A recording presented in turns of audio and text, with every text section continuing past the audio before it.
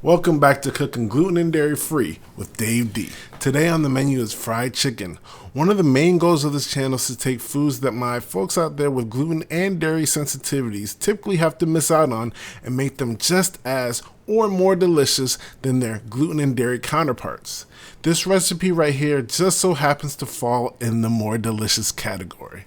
I've made fried chicken wings on the channel before, but I revamped my recipe, and this right here is the certified best gluten-free fried chicken on the internet. So I'm using a new method that'll even work for regular fried chicken. So just like all the videos on my channel, this video will work for gluten or gluten-free ingredients. Alright, that's enough talk. Let's get down on the best gluten-free fried chicken on the internet. So starting with our chicken, I'm using a whole chicken that's pre-cut, and I'm adding some extra thighs because that's my favorite part. This recipe will work for parts or a whole chicken. Clean your chicken and then put it on some paper towel. Now let's go ahead and cut off any extra pieces of skin. Now use a paper towel to dry out the chicken. Now put the chicken in a large bowl for seasoning.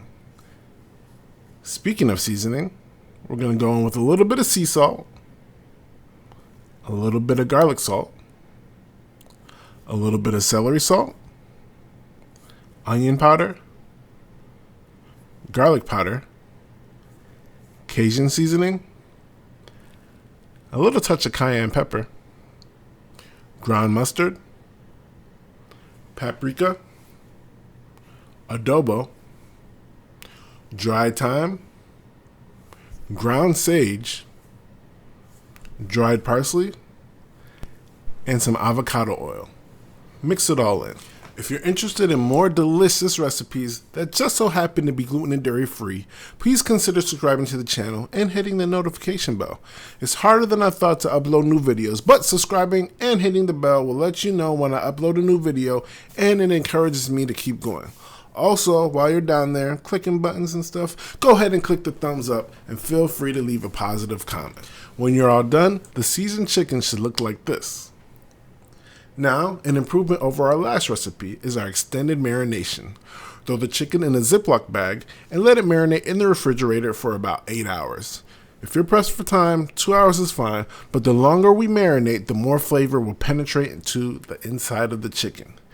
Be sure to squeeze all the extra air out of your Ziploc bag. Now, after marination, take the chicken out and let it sit on the counter to come up to room temperature while we work on our batters. Yes, I said batters with an S. We're making a wet batter and a dry batter. This is the method I talked about earlier that leveled up my fried chicken, so grab some gluten-free flour. I find the 1-to-1 flour works best here. Grab 2 bowls. Add 1 cup of gluten-free flour to one, and 2 cups of gluten-free flour to the other.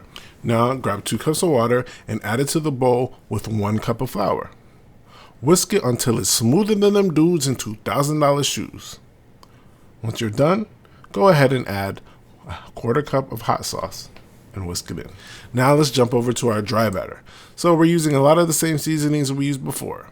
Garlic salt, celery salt, onion powder, garlic powder, adobo, ground mustard, paprika, cayenne pepper, Cajun seasoning, sage, dried parsley, and dried thyme. Whisk all the seasonings in. Also remember the exact ingredients are down below in the description. Remember to hit subscribe and the thumbs up while you're down there.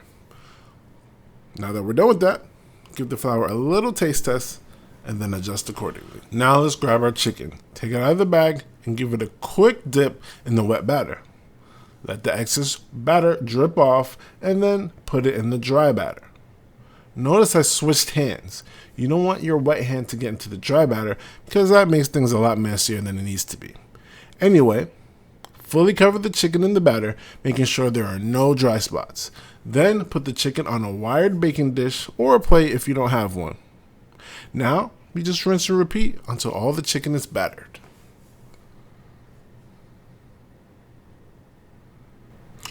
When you're done, it should look a little something like this.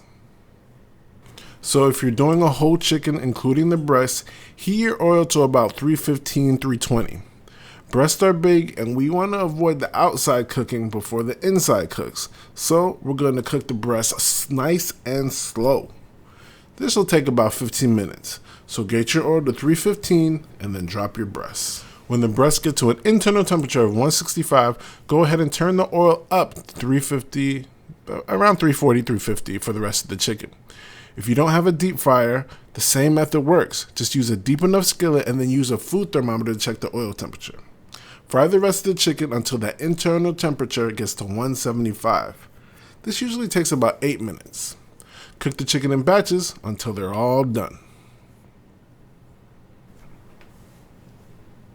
I like to put my chicken in a metal colander, which is on top of a plate lined with paper towel to allow the extra oil to drain off. And there you have it, folks, my new and improved recipe for the best gluten-free fried chicken on the internet.